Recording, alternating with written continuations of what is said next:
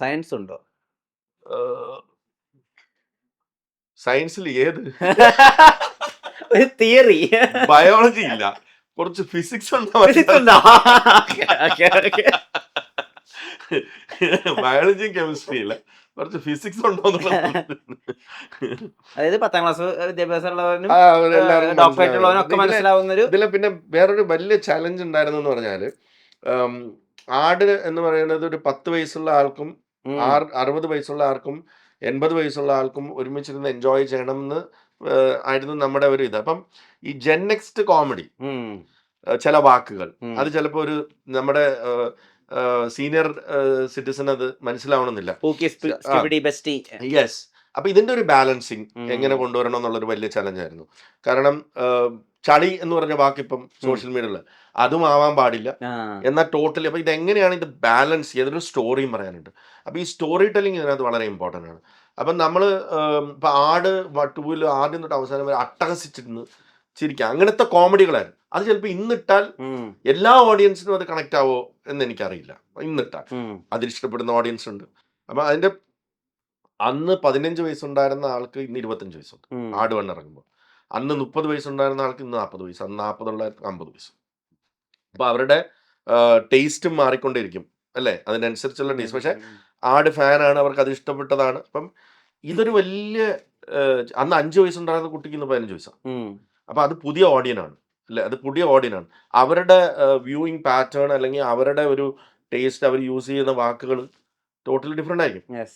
അപ്പം ഇത് ഹ്യൂമർ ആയതുകൊണ്ട് ഇപ്പൊ ത്രില്ലർ ആണെങ്കിൽ നമുക്ക് ഇത് കുഴപ്പമില്ല, ഒരു ത്രില്ലർ അങ്ങ് പറഞ്ഞാൽ മതി, അതിനകത്ത് ആളുകൾക്ക് ഇതായിക്കോളും. അല്ലെങ്കിൽ നമ്മൾ വേറൊരു ജോണർ പറയുമ്പോൾ ഇതിനകത്ത് ഫാമിലി ഡ്രാമ, ഇപ്പൊ ഹോം പോലൊരു സിനിമ പറയാണ്, നമ്മൾ ഇത് നോക്കേണ്ട കാര്യമില്ല. അത് ഓരോ സെക്ഷനെ റെപ്രസെന്റ് ചെയ്യുന്ന ആൾക്കാർ അതിനകത്തുണ്ട്, അവരവരുടെ ക്യാരക്ടർ ചെയ്തു പോകും. പക്ഷെ ആടിൽ അങ്ങനെയല്ല. അപ്പൊ ഇത് എല്ലാവരെയും സാറ്റിസ്ഫൈ ചെയ്യാൻ വേണം, ഈ സ്റ്റോറി കൺവേ ചെയ്യാൻ വേണം, ചളി ആവരുത് എന്ന ഹ്യൂമർ വേണം. ഇതാണ് നമ്മൾ ഫേസ് ചെയ്ത ഒരു ചലഞ്ച്. അത് മാക്സിമം ഞങ്ങൾ അതിന് ജസ്റ്റിസ് ചെയ്തിട്ടുണ്ടെന്നാണ് വിശ്വസിക്കുന്നത്. അട്ടഹാസം ഉണ്ടോ എന്ന് ചോദിച്ചാൽ ചില ഭാഗങ്ങളിൽ ഉണ്ടാവാം. ഹ്യൂമർ, ചെറിയ രസമുള്ള ചിരികൾ ഉണ്ടോ എന്ന് ചോദിച്ചാൽ ചില ഭാഗങ്ങളിൽ അതായിരിക്കാം. സ്റ്റോറി ഉണ്ടോ എന്ന് ചോദിച്ചാൽ യെസ്, അതിനൊരു സ്റ്റോറി ഉണ്ട്. അതിന് പ്രോപ്പർ ആയിട്ടുള്ള എൻഡിങ് ഉണ്ടോ എന്ന് ചോദിച്ചാൽ അതും ഉണ്ടായേക്കാം. ഫോറിന് പ്ലാൻസ് എന്താ? ആടിന്റെ 4 പ്ലാൻസ് ഒന്ന് കഴിയട്ടെ. അങ്ങനെയാണല്ലോ ഇപ്പൊ ടൈലന്റ് ഉണ്ട് തിയേറ്ററിൽ ഇറങ്ങല്ലേ. ആട് യൂണിവേഴ്സോടെ കിടക്കല്ലേ, ഇത് ചെയ്യാം, സ്പിൻ ഓഫ്സ് ചെയ്യാം അല്ലേ. പിന്നെ ഒരിടയ്ക്ക് 2 കഴിഞ്ഞിട്ട് സ്പിൻ ഓഫുകളായിട്ട് തന്നെ ആലോചന അങ്ങനെ ഉണ്ടായിരുന്നില്ലേ? 2 എൻഡ് ചെയ്തില്ലല്ലോ. അപ്പം ഇതിലിപ്പം മിഥുൻ 1 ലാസ്റ്റ് റൈഡ് എന്നല്ലേ പറഞ്ഞേക്കണേ. ഇതിനോട് ചോദിക്കാമോ? അത് മറ്റേ ഫാസ്റ്റ് ആൻഡ് ഫ്യൂരിയസ് അങ്ങനെയാണല്ലോ, 1 ലാസ്റ്റ് റൈഡ് എന്ന് പറഞ്ഞിട്ട് അവരിപ്പോ 10 വരെ എത്തിച്ചിട്ടുണ്ട്. എല്ലാം അറിയാലോ. ഞങ്ങൾ അങ്ങനെയല്ല, ഒരു വാക്ക് പറഞ്ഞാൽ വരട്ടെ. ഇപ്പൊ വരൂല്ലോ, 10-35 ദിവസമേ ഉള്ളൂ. ഈ വലിയ വിശ്വാസിയാണെന്നൊക്കെ കേട്ടിട്ടുണ്ട്, അമ്പലങ്ങളിൽ പോകുന്നത് കൂടുന്നുണ്ട്. അമ്പലങ്ങളിൽ പോകുന്നത് വലിയ വിശ്വാസിയാണ്. നമുക്ക് ദൈവ ഭയം ഉണ്ടാവുക എന്ന് പറഞ്ഞാൽ തെറ്റല്ലല്ലോ. അപ്പം വലിയ വിശ്വാസിയല്ല എനിക്ക്. ഞാൻ അമ്പലത്തിൽ പോയി, അതെനിക്ക് പീസ് ഓഫ് മൈൻഡ് തരുന്നുണ്ട്. അല്ലാതെ അമ്പലത്തിൽ പോകുന്നത് ഞാൻ ഹാർഡ് കോർ, ഞാൻ അങ്ങനെ സൂപ്പർസ്റ്റിഷൻസിലോ ഒന്നും വിശ്വസിക്കുന്നതല്ല. ക്ഷേത്രം എന്ന് പറഞ്ഞാൽ നമുക്ക് മനസ്സിന് ഒരു പീസ് ഓഫ് മൈൻഡ് കിട്ടുന്നിടത്താണ് ക്ഷേത്രം. അത് എന്തുമാവാം, നമ്മുടെ വീടും ചിലപ്പോൾ നമുക്ക് ക്ഷേത്രമാവാം അല്ലേ. അപ്പൊ അമ്പലത്തിൽ പോകുമ്പോൾ ആ പീസ് ഓഫ് മൈൻഡ് കിട്ടുന്നു. അതുകൊണ്ട് അവിടെ വീണ്ടും വീണ്ടും പോകാൻ തോന്നുന്നു, പ്രാർത്ഥിക്കാൻ തോന്നുന്നു, അത്രേ ഉള്ളൂ. ഈ പ്രൊഡ്യൂസേഴ്സുമായിട്ട് ബന്ധപ്പെട്ട് ഒരുപാട് അന്ധവിശ്വാസങ്ങളൊക്കെ പ്രചരിക്കുന്ന കേട്ടിട്ടുണ്ട്. സ്വാഭാവികല്ലേ, വരുമല്ലോ. പൈസയുടെ കാര്യം വരുമ്പോൾ നമ്മൾ ഓട്ടോമാറ്റിക്കലി അന്ധവിശ്വാസക്കാരനായി പോകും. അതായത് ഈ കാറിലിരുന്ന് കഥ കേൾക്കുമ്പോൾ കാർ ഓഫ് ആയാൽ പിന്നെ പ്രൊജക്ട് ചെയ്യില്ല, വീട്ടിലിരുന്ന് കഥ കേൾക്കുമ്പോൾ അങ്ങനെയൊന്നുമില്ല. അത്രയൊന്നും ഓവറാക്കണ്ട. അല്ല, അങ്ങനെയൊക്കെ ഉള്ളവരുണ്ടോന്ന് എനിക്ക് അറിയത്തില്ല. അങ്ങനെയൊക്കെ ഉണ്ടെങ്കിൽ ഒന്നും നടക്കത്തില്ല. പക്ഷെ ചെറിയ ചെറിയ വിശ്വാസങ്ങൾ, അന്ധവിശ്വാസങ്ങളല്ല, ചെറിയ ചെറിയ വിശ്വാസങ്ങൾ എന്ന് നിലനിരുന്നത് സിനിമയല്ലേ അതിൽ ഒരു ഈ കുറച്ച് പൂച്ച കുറുകി ചാടിയ വിജയ് ബാബു വണ്ടി എടുക്കില്ല, അതൊക്കെ ഞാൻ വെറുതെ വണ്ടിയൊക്കെ എടുക്കും എടുക്കില്ല. ഞാനൊക്കെ എടുക്കും പൂച്ച പറയാൻ ചാടിയൊന്നും നമുക്ക് പ്രശ്നമില്ല.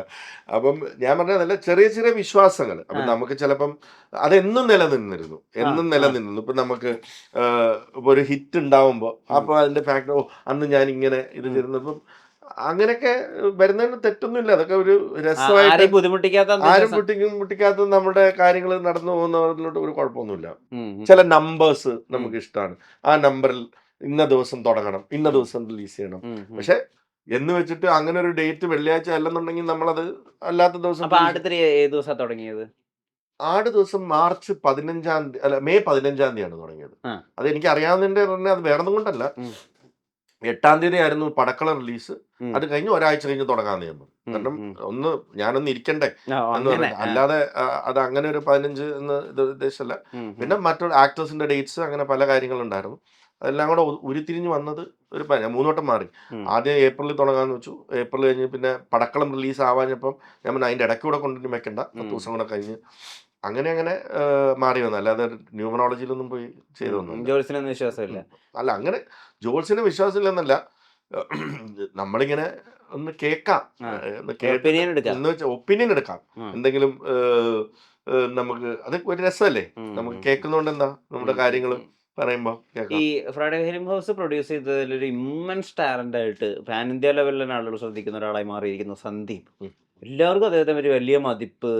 അപ്പൊ പടക്കളം എടുത്തു നോക്കുകയാണെങ്കിൽ അദ്ദേഹം സീൻ ബൈ സീൻ നായകനായി ബിൽഡ് ചെയ്തൊരു ഹീറോ ആണ് പുള്ളി. അതിനകത്ത് സ്വാഗ് ഒക്കെയുള്ള സ്ലോ സന്ദീപ് ഇവിടെ ഉണ്ടായിരുന്നു. സന്ദീപ്, ഞാൻ ആദ്യം സന്ദീപിനെ നോട്ടീസ് ചെയ്യുന്നത് ഇതുവരെ റിലീസ് ചെയ്യാത്ത ഒരു പടം സന്ദീപ് ചെയ്തിരുന്നു. ആ സിനിമയുടെ പ്രിവ്യൂ ഞാൻ കണ്ടപ്പോഴാണ് ഞാൻ ആദ്യമായിട്ട് സന്ദീപിനെ നോട്ടീസ് ചെയ്യുന്നത്.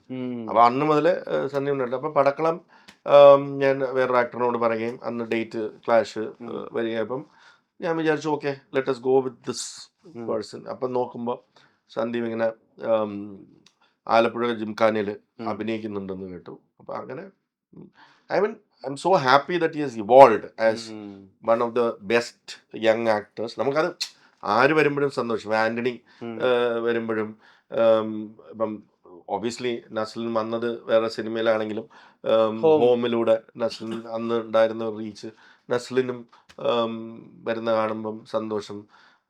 അങ്ങനെ ഓരോ ആക്ടേഴ്സ് നമ്മുടെ സിനിമയിൽ ഇപ്പൊ ഇന്ദ്രൻ സേട്ടന്റെ ലൈഫ് അങ്ങോട്ട് വേറൊരു മാഗ്നിറ്റ്യൂഡിലേക്ക് പോകുന്നത് ഇതിലാണ്. രജിഷ,